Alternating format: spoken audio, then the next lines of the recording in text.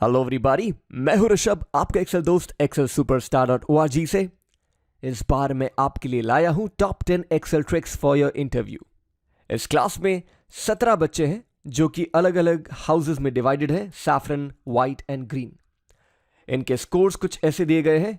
कुछ नटखट बच्चों ने टेस्ट को अटेंड नहीं किया है, इसलिए उन्हें 0 मिला है और वो दिख भी रहे हैं।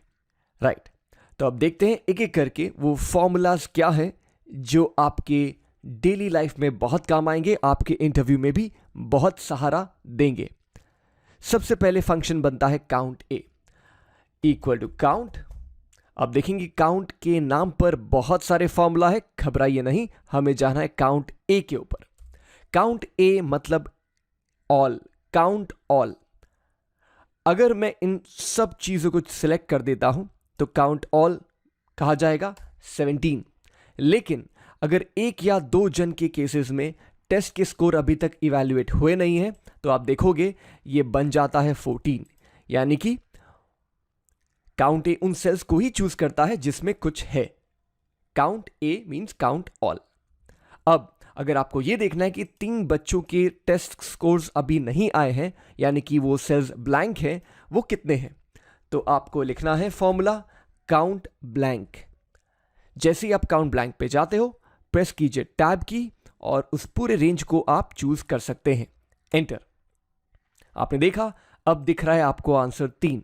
लेकिन अगर उनमें से एक बच्चा ऐसा हो जिसने टेस्ट जरूर दिया था बट उसे मिले हैं 0, तो दिखाएगा काउंट ब्लैंक सिर्फ 2।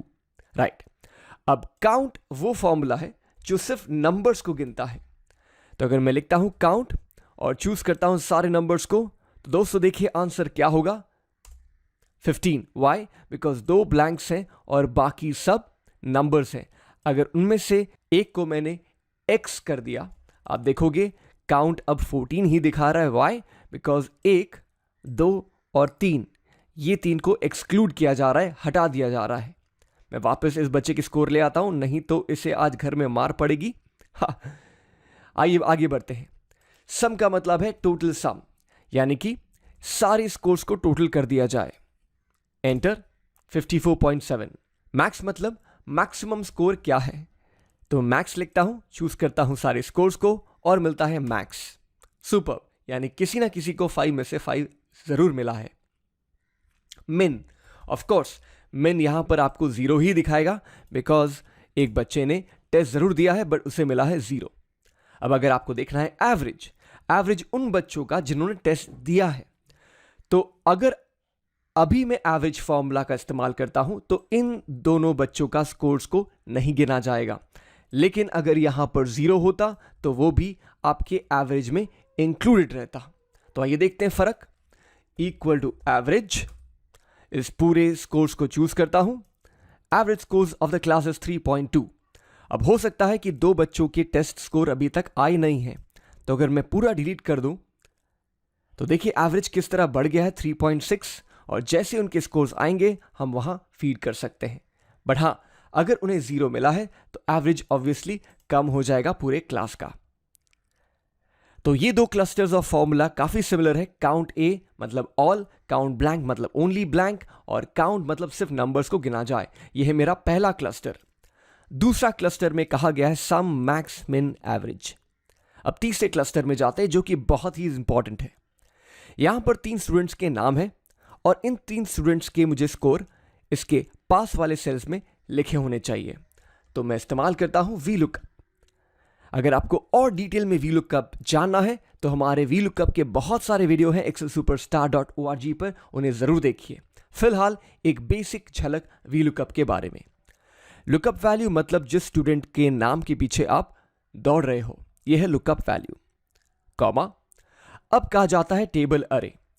तो ध्यान रहे दोस्तों कि जब आप VLOOKUP इस्तेमाल करते हो, टेबल अरे ऐसा चूज करें जिसमें पहले कॉलम में वो नाम पाया जाए जिसके पीछे आप दौड़ रहे हो। यानी कि यह सिलेक्शन गलत हो जाएगा और यह सिलेक्शन बिल्कुल सही। अब एट दिस पॉइंट, इस टाइम पर मैं प्रेस करता हूं फंक्शन की F4।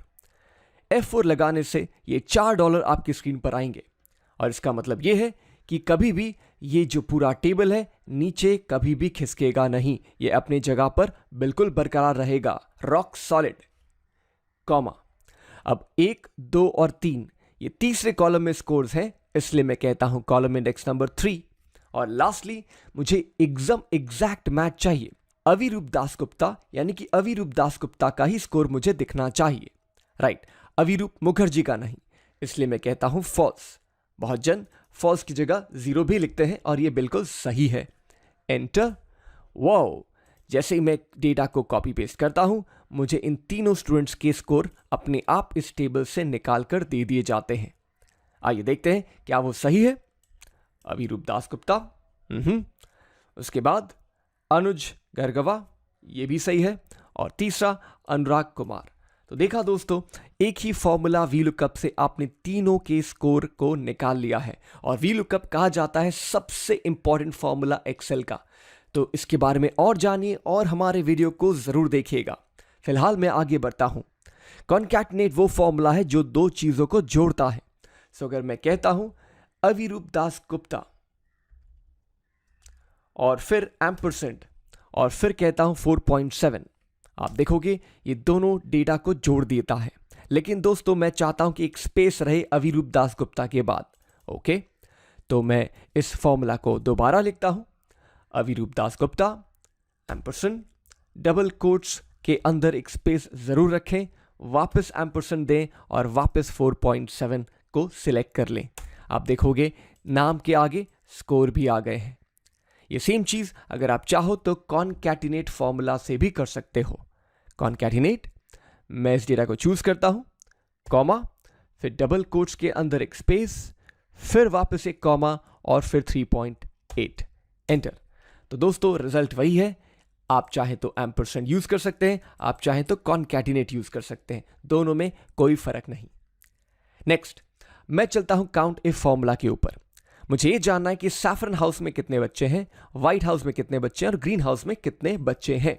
सो मैं लिखता हूं काउंट इफ, प्रेस करता हूं टैब की। दो चीज पूछे गए हैं, रेंज और क्राइटेरिया। रेंज मतलब वो रेंज ऑफ वैल्यूज जहां आप ढूंढने वाले हो कि व्हाइट हाउस कितने हैं, सैफरन हाउस कितने हैं और ग्रीन हाउस कितने हैं।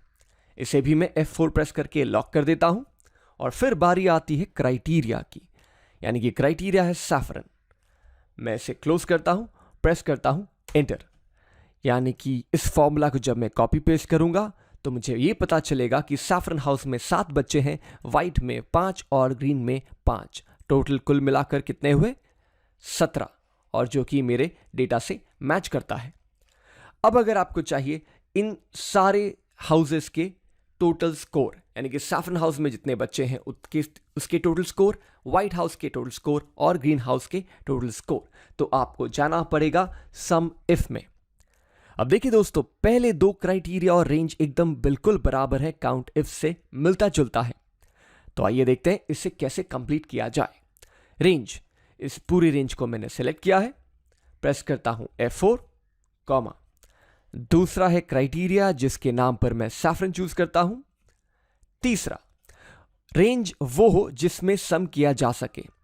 ऑब्वियसली हम नंबर्स को ही सम कर सकते हैं, इसलिए मैंने इस सम रेंज को चूज कर लिया। एक बात का ध्यान रहे दोस्तों, सम इफ या काउंट इफ फॉर्मूला जब आप लिखें, रेंज की हाइट हमेशा सेम होनी चाहिए। अगर ये ऊपर नीचे आपने कर दिया तो आंसर भी गलत, इसलिए हाइट को सेम रखते हुए मैं प्रेस करता हूं F4 और फिर करता हूं क्लोज द ब्रैकेट, एंटर। जैसे ही मैं कॉपी पेस्ट डाउन करता हूं, मुझे यह पता चलता है कि सैफरन हाउस के बच्चों ने 25.1 का स्कोर टोटल अपने पास रखा है। पर दोस्तों आप कह सकते हो कि सैफरन हाउस में 2 बच्चे ज्यादा हैं, उनके टोटल को कंपेयर करना व्हाइट और ग्रीन से बड़ी नाइंसाफी होगी, राइट? तो आप चाहो तो सम के वर्ड को हटाकर आप रख सकते हो वर्ड एवरेज इफ का, राइट? अब जितने बच्चे हैं उनके एवरेज निकाले जाते हैं और इसे मैं करता हूं कॉपी पेस्ट, राइट? फॉर्मेटिंग के लिए Ctrl+Shift+1।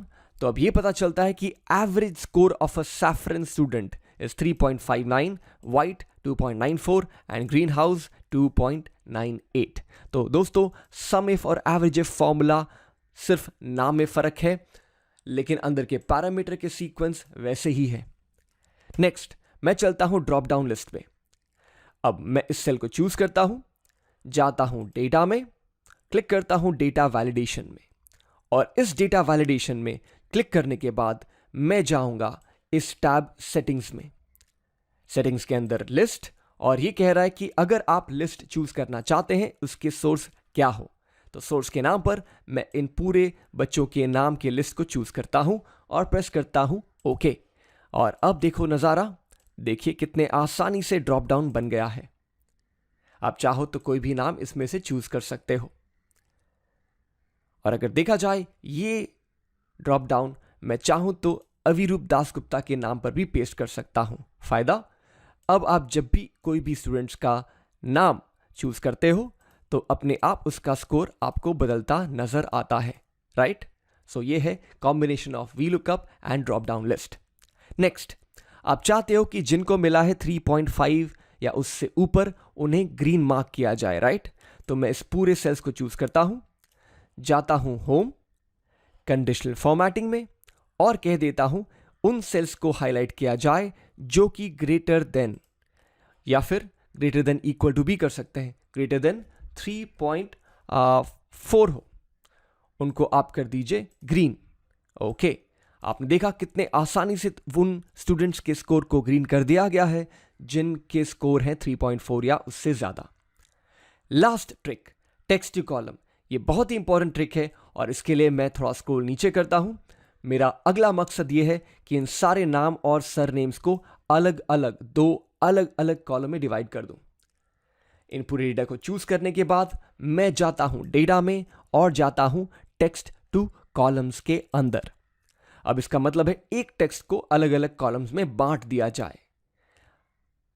देखा यह जा रहा है कि हर एक नाम और सरनेम के बीच में एक स्पेस है, इसलिए मैं स्पेस को चूज करता हूं और फिर नेक्स्ट जाता हूं और अपने डेस्टिनेशन को चेंज करते हुए अगले सेल का नाम दे देता हूं ताकि डेटा पुराने वाले को हटाया नहीं जाए। Finish. There's already data here. Do you want to replace? Yes, okay. Wow. देखा दोस्तों कितने आसानी से आपने टेक्स्ट टू कॉलम के जरिए डेटा को अलग अलग कर दिया। अगर चाहें तो इसे वापस कंबाइन कर सकते हैं। कैसे? कॉनकैटिनेट से। इस पूरे डिस्कशन में तो भूल ही गया कि आपको इफ फॉर्मूला तो जरूर बताना था, तो आइए इफ फॉर्मूला भी कर लेते हैं। तो जिनको मिला है 0 उन्हें रीटेस्ट देना चाहिए, तो ये फॉर्मूला में कैसे लिखूं? Equal to if the score is equal to 0 then आवाज आनी चाहिए रीटेस्ट की। आई नो उस बच्चे को बड़ा बुरा लग रहा होगा कि बाकी सब बच्चे छुट्टी पे जा रहे हैं और उसे रीटेस्ट देना पड़ रहा है, बट कोई इसका उपाय नहीं है। और जिन्होंने टेस्ट में 0 से ऊपर स्कोर किया है उन्हें कुछ नहीं करना है, इसलिए डबल कोट्स। अगर आप गौर से देखेंगे, पहला है लॉजिकल टेस्ट, जिसका सवाल कुछ इस तरह पूछा गया है कि आंसर या तो हाँ है या ना है। अगर आंसर हाँ है तो क्या किया जाना चाहिए, अगर आंसर ना है तो फिर क्या किया जाना चाहिए। ऐसा लग रहा है कभी हाँ कभी ना। यस, एंटर प्रेस करता हूं और इस पूरे डेटा को कॉपी पेस्ट कर लेता हूं। आप देखो 3 जगह मुझे रीटेस्ट दिख रहे हैं। तो दोस्तों ये थे हमारे top 10 Excel formulas and tricks for your interview and for your daily life. इसे जरूर प्रैक्टिस कीजिएगा, ये बहुत ही इंपॉर्टेंट फॉर्मूलाज है। तब तक के लिए मैं अगले वीडियो की तैयारी में जुट जाता हूं।